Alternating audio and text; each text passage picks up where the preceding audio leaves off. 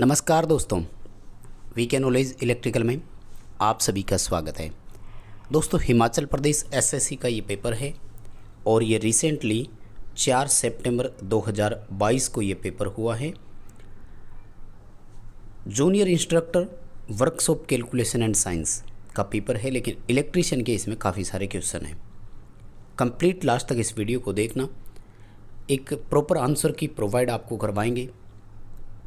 सभी क्वेश्चंस का आंसर आपको कारण सहित एक्सप्लेन करेंगे और उत्तर आपको बताएंगे। मिलान कर लीजिए, यदि आप एग्ज़ाम देकर आए हैं तो।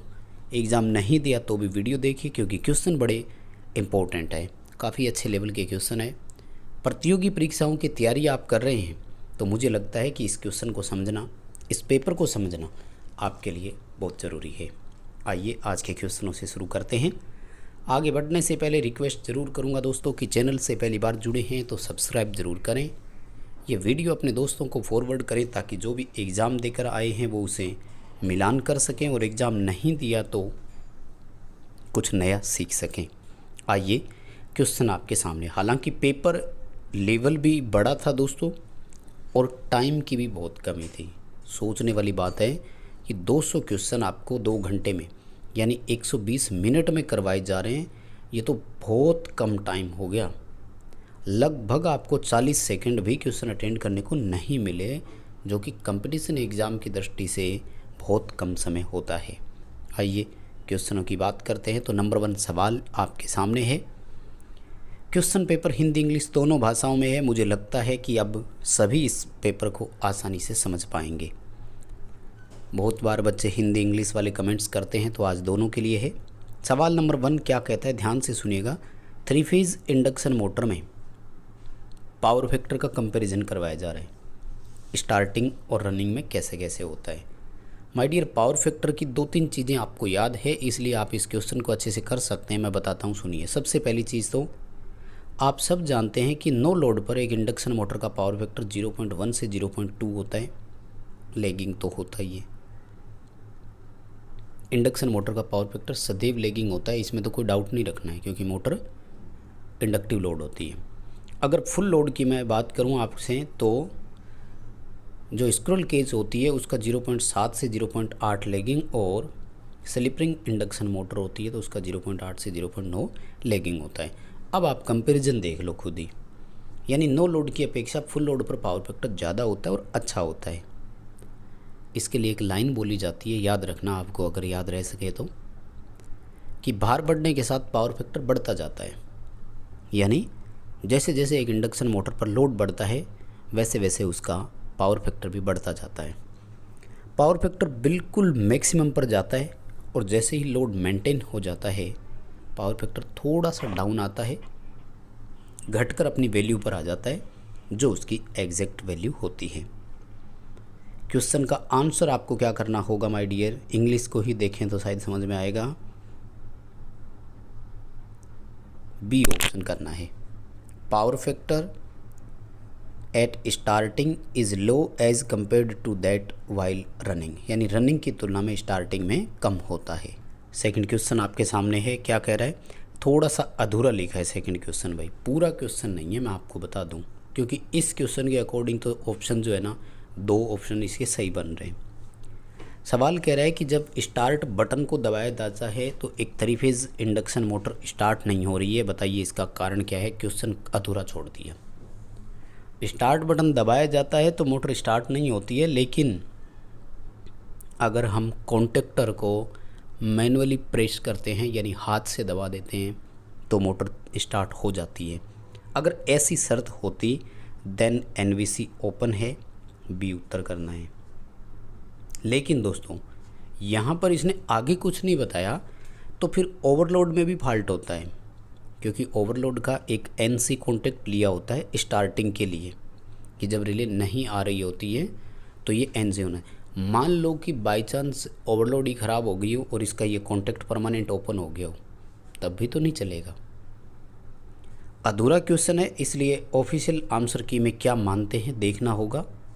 अगर लाइन लिख देते ना थोड़ी सी और कि हाथ से दबाने पर स्टार्ट हो जाती है, देन 100% इसका बी उत्तर सही होता। ठीक है, क्योंकि ये तो प्रैक्टिकली देखते हैं हम, रोज़ हमारे सामने इस तरह की प्रॉब्लम्स आती है, हम फेस करते हैं उनको। चलिए अगला सवाल देखो। थर्ड क्वेश्चन कह रहा है कि जो एक प्लांट मेंटेनेंस होती है, प्लांट मेंटेनेंस का मतलब होता है पहले से योजना बना रखी थी आपने। मेंटेनेंस का मतलब होता है हिंदी में अनुरक्षण। साधारण भाषा में बोलूँ तो ये इक्विपमेंट की देखभाल के बारे में बात कर रहा है। जैसे मोटर है मान लीजिए, तो मोटर में वो ये कह रहा है कि आपको ये डिसाइड करना है कि हमें मोटर पे हर 1 महीने बाद ग्रीसिंग करनी है, हमें 6 महीने बाद मोटर के बेरिंग्स बदलने हैं। तो इन्हीं को तो योजना या प्लान बोलते हैं। ए ऑप्शन आएगा। ऑपरेशन के विद्युत मोटरों की मेंटेनेंस रखने के लिए डेली का रूटीन, जैसे डेली उसका टेम्परेचर चेक करते रहो, हाथ लगाने से पता लग जाता है। अगर टेम्परेचर बढ़ा हुआ है तो प्रॉब्लम पता लग जाएगी, थोड़ी सी ग्रीसिंग करवा दो, डाउन आ सकता है। बेरिंग अगर सीज होने वाला है या बेरिंग घिसने वाला है तो एबनॉर्मल साउंड आएगा या वाइब्रेशंस आएंगे। साप्ताहिक में भी आप यही चीज़ें देख सकते हो, ठीक है। और वैसे मैंने बताया आपको समय समय पर ग्रीसिंग और वो करवाते हैं, तो ए ऑप्शन आएगा। बिल्कुल ये प्रैक्टिकल क्वेश्चन है भाई। जिस बच्चे ने भी प्रैक्टिकली थोड़ा सा भी काम किया ना तो वो बता देगा कि प्लांट मेंटेनेंस क्या होती है। यानी पहले से योजना बनाई हुई है कि हमें हर 6 महीने बाद, हर 2 महीने बाद ये करना होता है। अगला सवाल देखो। सिंगल फेज मोटर में रनिंग और स्टार्टिंग वाइंडिंग के बीच डिफरेंस कितना है? तो नो डाउट 90 डिग्री होगा। इसमें तो किसी को मैं ज़्यादा समझाने का नहीं समझता हूँ कि ज़रूरी होगा क्या। और सेंट्रीफ्यूगल स्विच का क्वेश्चन पूछ रहे हैं। सिंगल फेज इंडक्शन मोटर में क्या काम है? 75% और इससे भी ज़्यादा गति अगर चली जाए तो स्टार्टिंग वाइंडिंग को वहाँ से सर्किट से हटा देना। सेंट्रीफ्यूगल स्विच लगता कैसे है? स्टार्टिंग वाइंडिंग के श्रेणी क्रम में लगता है। सेंट्रीफ्यूगल फोर्स के यानी अपकेंद्रीय बल के सिद्धांत पर काम करता है और अपकेंद्रीय बल गति पर निर्भर करता है। यानी जैसे जैसे स्पीड बढ़ती है, यही तो कारण है डीसी मोटर को बिना लोड के नहीं चलाना। डीसी सीरीज मोटर को आर्मेचर पर इतना अपकेंद्रीय बल लगेगा कि मोटर का जो आर्मेचर है वो उस अपकेंद्रीय बल के कारण निकल कर बाहर आ जाएगा और सब कुछ तोड़ देगा सिस्टम को। आगे देखो, कौन सी single phase induction motor washing machine में काम में लेते हैं? जनरली बच्चे ऑप्शन ढूंढते हैं डबल कैपेसिटर मोटर का, यानी capacitor start, capacitor run motor वाला ऑप्शन आप देखते हो। लेकिन यहाँ प्रॉब्लम क्या है कि डबल कैपेसिटर मोटर का ऑप्शन नहीं है। तो दोस्तों दूसरा ऑप्शन इसके लिए होता है स्प्लिट फेज इंडक्शन मोटर। और स्प्लिट फेज इंडक्शन मोटर का जो दूसरा नाम है वो है B option, resistance start induction run motor. यानी प्रतिरोध से चले और इंडक्शन मोटर की भांति चले। हालांकि इसका स्टार्टिंग टॉर्क सबसे कम होता है तुलनात्मक रूप से, खैर सिंगल पोल मोटर से तो ज़्यादा ही होता है, ठीक है। बी ऑप्शन इसका सही है बिल्कुल, आपको बुक में भी मिल जाएगा, आप चाहें तो क्रॉस मैच करवा सकते हैं। 7वां क्वेश्चन देखो भाई, थोड़ा अलग क्वेश्चन है, ठीक ठाक तो नहीं है लेकिन है, क्वेश्चन है। क्या कह रहे हैं कि एक सीलिंग फैन है, आपने उसका स्विच ऑन किया तो वो उल्टी दिशा में और धीमी गति से चल रहा है। अब देखो इसका कारण ये है, पहली बात तो ये है कि धीमी गति से अगर चलता है तो दो चीज़ें हैं, बेरिंग घिसा हुआ है और कैपेसिटर जो है वो अप्रभावी हो गया, यानी काम नहीं कर रहा है। अब बात यह आती है कि वो उल्टी डायरेक्शन में कैसे घुमा, क्योंकि कैपेसिटर के बिना तो चलना ही संभव नहीं था। तो अगर कैपेसिटर डिफेक्टिव होगा तो ही ऐसा काम होगा। अगर बेरिंग केवल घिसी हुई है ना तो मोटर की दिशा कभी नहीं बदलती है, ये ध्यान रखना। यानी अगर कैपेसिटर सही काम करेगा तो फिर मोटर चलेगी एकदम सही उसी डायरेक्शन में जिसमें उसको चलना चाहिए। लेकिन बेरिंग घिसे हुए हैं तो वो क्या एबनॉर्मल साउंड करेगी, आवाज़ आएगी और स्लो स्पीड से चलेगा, वो कोई दिक्कत नहीं है। अगला सवाल, रिपल्सन मोटर की डायरेक्शन ऑफ रोटेशन, घूमने की दिशा हम कैसे बदल सकते हैं? बहुत सिंपल क्वेश्चन है, ये तो सबको पता होगा। ब्रूसों की पोजीशन पर डिपेंड करता है, सी आएगा ना। ब्रूसों की कोणीय स्थिति बदलकर, दो बातें होती है इसकी ध्यान रखना है ना। 20 डिग्री ऐसा है जिस पर मैक्सिमम टॉर्क माना जाता है, 40 डिग्री ऐसा है जिस पर रेटेड टॉर्क माना जाता है ना। कोण के बारे में दो वैल्यू है, ध्यान रखना। यूपीपीसीएल में क्वेश्चन आ चुका है ये। 9th क्वेश्चन देखो भाई, कहते हैं कि कोई भी नया पंप जब अपन लगाते हैं तो उसमें हमें अपकमिंग जो है वो करनी पड़ती है ना। मतलब कोई पंप आपने नया लगाया था या फिर मान लीजिए कि उसकी आपने ओवरऑलिंग करी, दो चीज़ें हैं, पहले वाला हटा दिया और दूसरा उसकी जगह लगा रहे हो, या फिर पहले वाला हटाया आपने और उसकी मरम्मत कर रहे हो।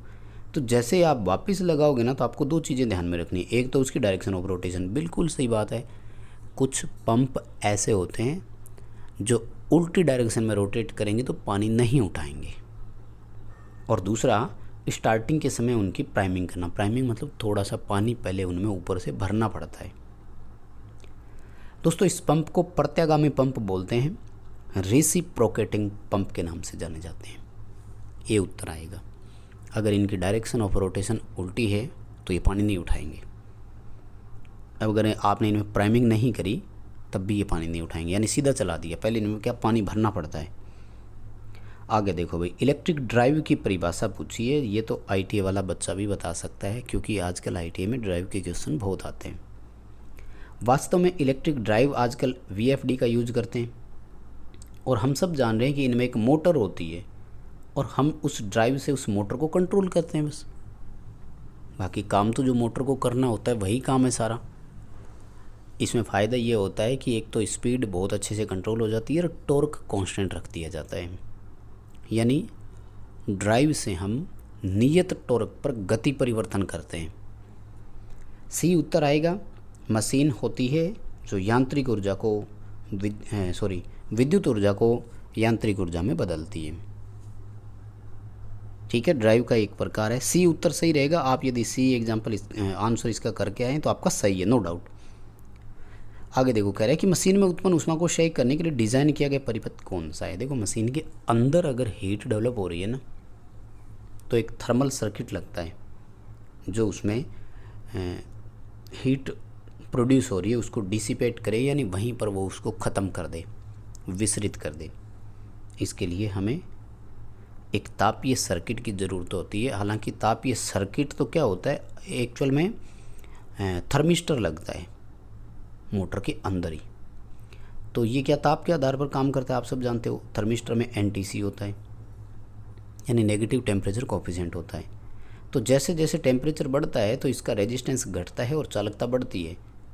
तो रेजिस्टेंस एक लिमिट के बाद चला जाता है, तो एक सर्किट को ये ऑन कर देता है। ऑन करते ही वो सर्किट वहाँ से NO नॉर्मली ओपन हो जाता है, डिस्कनेक्ट हो गया और मोटर बंद हो जाती है। सिंगल लाइन डायग्राम जो होता है वो निम्न में से किसको रिप्रेजेंट नहीं करता है। दोस्तों, सिंगल लाइन डायग्राम जो होता है वो वास्तव में बैलेंस सर्किट को समझाने के लिए होता है। ठीक है ना, इसके थ्रू हम ये बता सकते हैं कि लाइन 3 फेज़ की है, क्या है, 3 फेज़ 3 वायर या जो भी है, एक लाइन बनती है। इसे वन लाइन डायग्राम भी बोला जाता है, एक ही बात है। इसमें जो ट्रांसमिशन लाइन का न्यूट्रल होता है ना, उसको कभी भी नहीं दिखाया जाता है। इंग्लिश में एक शब्द होता है इसके लिए, आप हो सके तो याद रखना, neutral eliminated single line diagram. यानी सिंगल लाइन डायग्राम ऐसा है जो न्यूट्रल को एलिमिनेट कर देता है, यानी समाप्त कर देता है। बाकी मशीन की रेटिंग उसमें पता लगती है, ट्रांसफार्मर की वाइंडिंग डेल्टा में है कि स्टार में है, ये कनेक्शन भी वहाँ पर शो किए जाते हैं। बी उत्तर ध्यान में रखना, neutral wire of transmission line. ये बिल्कुल सही आंसर है। जब ऑफिशियल आंसर किया है तो आप मिलान कर लेना, नो डाउट, मैं आपको बता रहा हूँ यही उत्तर मिलेगा। आगे देखो भाई, क्वेश्चन पूछ रहा है अपन से कि निम्न में से कौन सा सिंगल फ्रीक्वेंसी वैल्यू को डिटेक्ट करने के लिए मोस्ट सेंसिटिव है। यानी केवल अगर आपको एक फ्रीक्वेंसी को पहचान करवानी हो, ज़्यादा किसी रेंज में नहीं, फिक्स फ्रीक्वेंसी को, तो दोस्तों फिक्स फ्रीक्वेंसी के लिए सबसे इम्पोर्टेंट होता है ट्यून्ड डिटेक्टर। नाम से ही पता लग रहा है, समस्वरित बोलते हैं। समस्वरित का मतलब है कि हमने उसको ट्यून उसी फ्रीक्वेंसी पे किया हुआ है। जैसे फ्रीक्वेंसी मैच होगी और तुरंत वो हमें क्या करेगा, इंडिकेशन दे देगा। सी उत्तर के साथ जाएंगे, ट्यून्ड डिटेक्टर इसका सही उत्तर करना है। देखिए अगला सवाल। ये सवाल मुझे लगता है थोड़ा सा इन्होंने क्या गलत लिख दिया है यार। पहले तो इंग्लिश पढ़वाता हूँ फिर हिंदी देखते हैं। क्या कह रहे हैं कि according to fundamental of electrical energy, विद्युत ऊर्जा के मूल सिद्धांत के अनुसार अल्टरनेटिंग करंट यानी एसी के बारे में कौन सा सही है। मुझे लगता है ये क्वेश्चन होना चाहिए था कि कौन सा इनकरेक्ट है, गलत कौन सा है। हो सकता है क्वेश्चन थोड़ा सा गलत लिख दिया हो इसने, लेकिन हिंदी इंग्लिश दोनों में सही लिखा है, तो नो डाउट क्वेश्चन तो ठीक है। इस क्वेश्चन का आंसर वैसे तो ये है कि ए के अलावा बाकी तीनों सही है, यानी ए नहीं हो सकता। उसके अलावा देखो भी फ्रिक्वेंसी शून्य नहीं होती ना एसी की, फ्रिक्वेंसी तो कुछ ना कुछ होती है। साइन वेव एसी की भारत में 50 रटज है, ठीक है। तो क्या करें, परिमाण समय के साथ परिवर्तित होता है। हम कम पावर लॉस के साथ लॉन्ग ट्रांसमिशन के लिए इसका यूज करते हैं, ये भी ठीक बात है। दोनों दिशाओं में इसको प्रसारित किया जा सकता है, नो डाउट। एसी को आप ट्रांसफार्मर की इनपुट में दे दो, आउटपुट में दे दो, दोनों साइड एक जैसा बिहेव करेगी, कोई प्रॉब्लम नहीं है। तो फर्स्ट ऑफ ऑल तो क्वेश्चन ही गलत है। आपको क्वेश्चन ये पूछना था कि कौन सा जो है वो एसी का सिद्धांत है या सही नहीं है, तो ए उत्तर कर देते। लेकिन अब देखो इसमें क्या करना होगा फिर। ऐसी परिस्थिति में आपको बी उत्तर के साथ जाना है, क्योंकि एक फंडामेंटल शब्द दे दिया ना इसने। फंडामेंटल का मतलब होता है मूल। तो मूल जो परिभाषा होती है उसमें हम एसी और डीसी को इसी आधार पर परिभाषित करते हैं कि डीसी में परिमाण स्थिर रहता है, मान परिवर्तित नहीं होता है, जबकि एसी जो है वो समय के साथ परिवर्तित होती है। ये परिभाषा हम दोनों के फंडामेंटल पढ़ते टाइम देते हैं। और नो डाउट क्वेश्चन में भी मूल सिद्धांत ही पूछ रहे हैं, फंडामेंटली पूछ रहे हैं, तो इसलिए आपको यहाँ क्या करना होगा, बी उत्तर करना होगा। ऑफिशियल आंसर की में आप देखना बी उत्तर ही सही माना जाएगा, जहाँ तक मेरा विचार है। खैर बाकी तो देखते हैं क्या मानते हैं वो, ठीक है ना। हमारे साथ जुड़े हैं पहली बार तो सब्सक्राइब करना ज़रूर बनता है। देखो 15वां क्वेश्चन, ज्योति तीव्रता की इकाई क्या है, कैंडला है। इस पर मैं ज़्यादा समय नहीं दूंगा। और किस काम के लिए हाई स्टार्टिंग टॉर्क की ज़रूरत होती है, तो कन्वेयर को ज़्यादा ज़रूरत होती है। क्रेन अगर हो तो उसको ज़्यादा ज़रूरत होगी। होएस्ट है तो वो भी होती है। और ऐसे में डीसी सीरीज मोटर हम लगाते हैं। इस क्वेश्चन का आंसर आपको कन्वेयर करना है। कन्वेयर बेल्ट है ना, बेल्ट चलाने के लिए मोटरें भी होती है। जिनर डायोड में जो वोल्टेज रेटिंग होती है वो कौन सी होती है, जिनर डायोड की वोल्टेज रेटिंग होती है VZ जो होती है ना वो VL के बराबर होती है, लोड प्रतिरोध के बराबर। अब देखो जिनर डायोड करता क्या है, ये भी अपन जानते हैं कि वोल्टेज को कंट्रोल करता है, या यूँ कहें कि वोल्टेज को रेगुलेट करता है। तो हम जिनर डायोड को हमेशा रिवर्स वाइस में लगाते हैं और इसकी वोल्टेज उतनी रखते हैं जितनी लोड को ज़रूरत हो, ठीक है ना। तो ए उत्तर आ जाएगा। रिवर्स ब्रेकडाउन वोल्टेज होती है, यानी रिवर्स बाइस में जिस पर यह धारा का संचालन शुरू कर दे, क्योंकि लगता तो हमेशा रिवर्स बाइस में ही है ना। तो VZ जो होती है वो लोड को जो मिलने वाली वोल्टेज होती है वो उसकी रिवर्स ब्रेकडाउन वोल्टेज के बराबर होती है। अगला क्वेश्चन, ये तो बहुत ही सिंपल है। निम्न प्रतिरोध नापने की, लो रेजिस्टेंस नापने की विधि कौन सी है, तो केल्विन की डबल ब्रिज विधि आएगी। ओम मीटर अगर आ जाता तो फिर शंट ओम मीटर होता, ठीक है। और उसके बाद में इलेक्ट्रिक फील्ड इंटेंसिटी की परिभाषा पूछी है, सी उत्तर आएगा। फोर्स पर unit charge on a test charge, यानी किसी परीक्षण आवेश पर प्रति इकाई लगने वाले बल को इलेक्ट्रिक फील्ड इंटेंसिटी कहते हैं। विद्युत क्षेत्र की तीव्रता अगर किसी इलेक्ट्रोस्टैटिक एनर्जी में रखी गई है तो वो किस बात से प्रभावित नहीं होगी, तो दोस्तों वो अप्लाइड इलेक्ट्रिक फील्ड से, आरोपित विद्युतीय क्षेत्र से प्रभावित नहीं होगी, ठीक है। क्योंकि जो इलेक्ट्रिक फील्ड के अंदर इलेक्ट्रोस्टैटिक एनर्जी है वो परमिटिविटी, विद्युतशीलता से तो सबसे ज़्यादा प्रभावित होती है। इस क्वेश्चन का सी आंसर है। ऑफिशियल आंसर किया है तो आप मिलान कर लेना, बिल्कुल हमारा आंसर एकदम सही होगा। और 3 फेज़ फुल वेव रेक्टिफायर बनाना है, कितने SCR लगेंगे, तो 6 रेक्टिफायर डायोड लगेंगे, उसमें SCR लगेंगे, सॉरी ये निमी की बुक में दिया हुआ, ये आपको वहाँ मिल ही जाएगा। खैर नेक्स्ट देखो, मॉडर्न कंट्रोल सिस्टम, आधुनिक जो नियंत्रण प्रणालियाँ हैं उनमें निम्न में से कौन सा लक्षण नहीं है। देखो वैसे तो क्वेश्चन के सारे ऑप्शन सही है, लेकिन नो ओसिलेशन वाला इसका उत्तर आएगा, यानी कोई दोलन नहीं वाली चीज़ कहते हैं कि इसमें कम सेट होती है। ओसिलेशन तो वो करते हैं। पावर लेवल एकदम करेक्ट होता है, तीव्र प्रतिक्रिया देते हैं, एक्यूरेट बहुत है, स्टेबल बहुत होते हैं वर्तमान में जितने भी कंट्रोल सिस्टम है, लेकिन ओसिलेशन का कहीं ना कहीं उनमें प्रॉब्लम्स आती हैं। बी उत्तर करना है। दोलन नहीं जो है ना, ये उसकी विशेषता नहीं है, दोलन होता है थोड़ा बहुत, मानना पड़ेगा, एक्सेप्ट करेंगे जो भी है। उसके बाद में कंट्रोल सिस्टम वाला आ गया, जो DFCCIL में क्वेश्चन पूछे जाते हैं ना, वो कंटिन्यूस टाइम सिग्नल को डिस्क्रिएट टाइम सिग्नल में कन्वर्ट करते हैं। तो दोस्तों इसको नमूनीकरण बोलते हैं, इंग्लिश में बोलते हैं सैम्पलिंग। क्या बोलते हैं? सैम्पलिंग। हिंदी में बोलते हैं नमूनाकरण, यानी नमूनीकरण करते हैं, या इन चीज़ों को आप वहाँ से निकालते हैं। कैसे निकालते हैं? उसके बाद में देखो क्वेश्चन आया कि एक इलेक्ट्रिक सिस्टम के लिए जीरो और अधिकतम कंट्रोल इम्पीडेंस कितना होता है दोस्तों? ये 45 डिग्री होता है। 45 डिग्री ऐसे होता है कि कहते हैं कि इम्पीडेंस कंट्रोल के समय जो है ना, ऐसी सिचुएशन होती है जहाँ रेजिस्टेंस और इंडक्टिव रिएक्टेंस जो है वो दोनों बराबर आ जाते हैं। तो मतलब ना ज़्यादा इंडक्टिव है ना ज़्यादा रेजिस्टिव है, मतलब शुद्ध प्रेरणिक नहीं है, शुद्ध प्रतिरोधी नहीं है, मोर इंडक्टिव नहीं है, मोर रेजिस्टिव नहीं है, दोनों बिल्कुल बीच में आते हैं, एकदम सेंटर होता है ये। तो 45 डिग्री इसका उत्तर करना है। और भाप शक्ति संयंत्र में बेस लोड आएगा तो तापीय शक्ति संयंत्र आ जाए, ठीक है।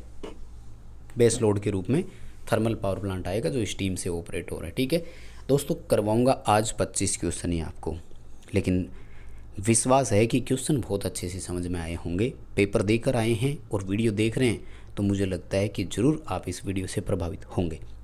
कमेंट करके ज़रूर बताइए एक्सप्लेन करने का तरीका कैसा लगा। पसंद आया है तो लाइक वाला बटन दबाइए, अपने दोस्तों को शेयर ज़रूर कीजिए और चैनल को सब्सक्राइब कर लीजिए। डिस्क्रिप्शन में लिंक दिया हुआ है, हमारा एंड्रॉइड ऐप डाउनलोड कीजिए। पूरे भारत में प्रतियोगी परीक्षाओं के लिए हम एक सर्वश्रेष्ठ कोर्स प्रोवाइड करवाते हैं, आप चाहें तो उसे ले सकते हैं।